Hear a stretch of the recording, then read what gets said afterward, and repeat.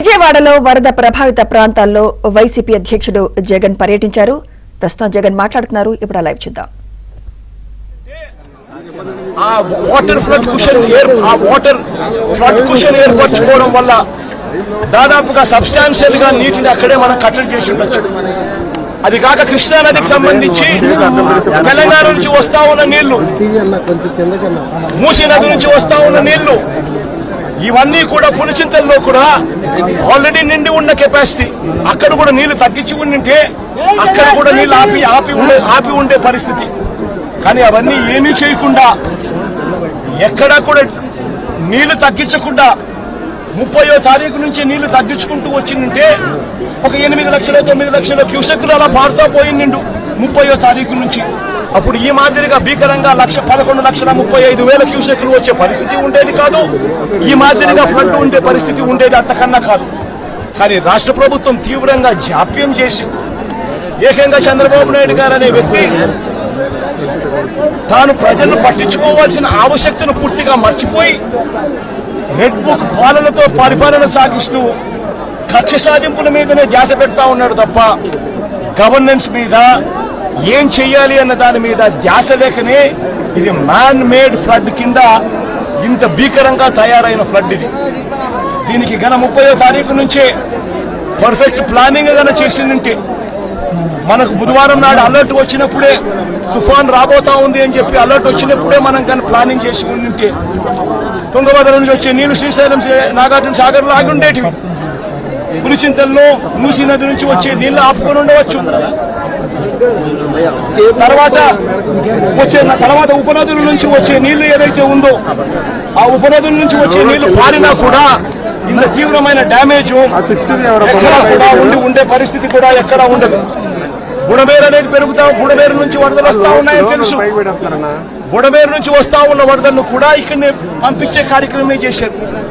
శనివారం రాత్రి ఒక అలర్ట్ లేకుండా, ఒక సిగ్నల్ లేకుండా నీళ్లు బుడమేరు నుంచి గేట్లు ఎత్తేశారు. ఎంత దారుణమైన పరిస్థితి అనంటే వడగలేరు హెడ్ రెగ్యులేటర్ కు సంబంధించిన లాకులను 11 లాకులను శనివారం రాత్రి అర్ధరాత్రి దాటిన తర్వాత ఎత్తారు. అలర్ట్ లేదు. ఇక్కడ ఈ ప్రాంతంలో ఉన్న ప్రజలకు కనీసం చెప్పడం లేదు. ఎత్తేసినారు. ఎందుకు ఎత్తినారు? చంద్రబాబు నాయుడు గారు ఉన్న ఇల్లు, కరకట్టు మీద ఉన్న ఇళ్లకు ఆ ఇంటికి సంబంధించిన ఆ నీళ్లు పోకుండా రక్షించుకునే దానికోసం విజయవాడలోని ఈ ప్రాంతాన్నంతా కూడా నీటిమయం చేశారు చంద్రబాబు నాయుడు గారు. నేను అడుగుతా ఉన్న ప్రతి ప్రశ్న కూడా లాజికల్ గా అడుగుతా ఉన్నాను. ఎవరైనా కానీ సమాధానం చెప్పాలనుకుంటే మొట్టమొదటిగా ప్రజలకు క్షమాపణ చెప్పి ఆ తర్వాత ఈ ప్రజలకు ఏం చేయబోతున్నాము అన్న మాటలు కూడా చెప్పి ఆ తర్వాతనే సమాధానం చెప్పాలని చెప్పి చంద్రబాబు నాయుడు గారిని గట్టిగా కూడా కోరుతా ఉన్నాయి. ఇప్పటికి కూడా రిలీఫ్ క్యాంపులు లేవు. నిన్నటి దాకా కూడా ఎన్ని రిలీఫ్ క్యాంపులు పెట్టారు అని చెప్పి అడిగితే 6 రిలీఫ్ క్యాంపులు మాత్రమే ఉన్నాయని చెప్తా ఉన్నారు. లక్షల మంది ఈరోజు నీట మునిగి ఉన్నారు. 6 రిలీఫ్ క్యాంపులు ఏ మూలకు సరిపోతాయో కూడా తెలియడం లేదు. ఎక్కడ ఉన్నాయో కూడా తెలియని పరిస్థితిలో ఈరోజు ప్రజలంతా కూడా ఎక్కడికి పోవాలో తెలియవు. ఎన్ని క్యాంపులు క్యాంప్ ఎక్కడ ఉందో కూడా, ఏర్పాటు ఎక్కడ అయిందో కూడా తెలియని పరిస్థితిలో ఈరోజు ప్రజలంతా కూడా ఉన్నారు. ఇంతటి దారుణమైన మేనేజ్మెంట్ బహుశా ఏ ముఖ్యమంత్రి ఎప్పుడు కూడా, బహుశా ఏ హయాంలో కూడా ఎప్పుడు జరిగి ఉండదు. ఆలోచన చేయమని అడుగుతా ఉన్నా. ఈరోజు చెప్తా ఉన్న ఈ 11,30,000 క్యూసెక్కుల గురించి ఏదైతే మాట్లాడుతా ఉన్నామో, ఈ 11,30,000 క్యూసెక్కులకు సంబంధించి మొదట ఇది రావడం ఇదేం కొత్తేమీ కాదు. ఇటువంటిదే 1903లో 11,90,000 క్యూసెక్కులు వచ్చింది. 2009లో కూడా 11,10,000 క్యూసెక్కులు వచ్చింది. మా హయాంలో కూడా 2019, 2020, 2021, 2022లో కూడా ఇలాంటి వరదలే, ఇలాంటి రెయిన్ఫాలే నమోదు కూడా అయింది. కానీ ఇలాంటి రెయిన్ఫాల్ నమోదైనా కూడా మా హయాంలో ఎప్పుడు కూడా ఈ మాదిరిగా 11 లక్షల క్యూసెక్కులకు చేరడము, దానివల్ల ప్రజలందరూ అచలాకుతలమైన పరిస్థితులు రావడం ఎప్పుడూ జరగలేదు.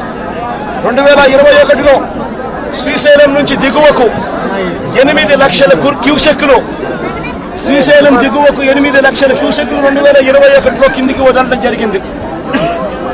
దిగువ పులిచింతల్లోకి మూసీ నది నుంచి 150,000 క్యూసెక్కులు రావడం జరిగింది. మున్నేరు నుంచి ప్రకాశం బ్యారేజీలోకి 3,50,000 క్యూసెక్కులు చేరినప్పటికీ కూడా ముందు జాగ్రత్తగా Srisailam reservoir, Nagarjuna Sagar reservoir, Pulichintala reservoir, వీటి అన్నిటిలో కూడా ముందు నుంచే ఫ్లడ్ వస్తా ఉంది అని తెలిసిన నేపథ్యంలో, వాయుగుండంగా మారుతా ఉందన్న నేపథ్యంలో, ముందు ఇన్ఫర్మేషన్ ఉన్న నేపథ్యంలో శ్రీశైలము, పులిచింతల, నాగార్జున సాగర్ డ్యాములను నీళ్లను తగ్గించి అక్కడ ఫ్లడ్ కుషన్ ఏర్పాటు చేయడం వలన డెవాస్టేషన్ రాకుండా కేవలం 8 లక్షలు 9 లక్షల క్యూసెక్కులు మాత్రమే నీళ్లు కిందికి వెళ్ళిపోయేట్టుగా చర్యలు తీసుకోవడం వల్ల ఇటువంటి పరిస్థితులు రాకుండా గతంలో చేయగలిగాము అన్నది కూడా ప్రతి ఒక్కరూ గమనించమని కోరుతా ఉన్నా. ఇంతటి మ్యాన్ మేడ్ ఫ్లడ్ క్రియేట్ చేసినందుకు చంద్రబాబు నాయుడు మొట్టమొదటిగా ప్రజలకు క్షమాపణ చెప్పాలి. క్షమాపణ చెప్పి కనీసం వీళ్ళకందరికి కనీసం బేసిక్ ఫెసిలిటీస్ లేవు, తినేదానికి తిండి లేదు, తాగేదానికి నీళ్లు లేవు, రిలీఫ్ క్యాంపులు లేవు, రూపాయి డబ్బు ఇవ్వలేదు. వీళ్ళందరూ ఎలా బతకాలని చెప్పి అడుగుతా ఉన్నారు. చంద్రబాబు నాయుడు ఇక్కడికి వచ్చి క్షమాపణ చెప్పి సమాధానం చెప్పాలని కూడా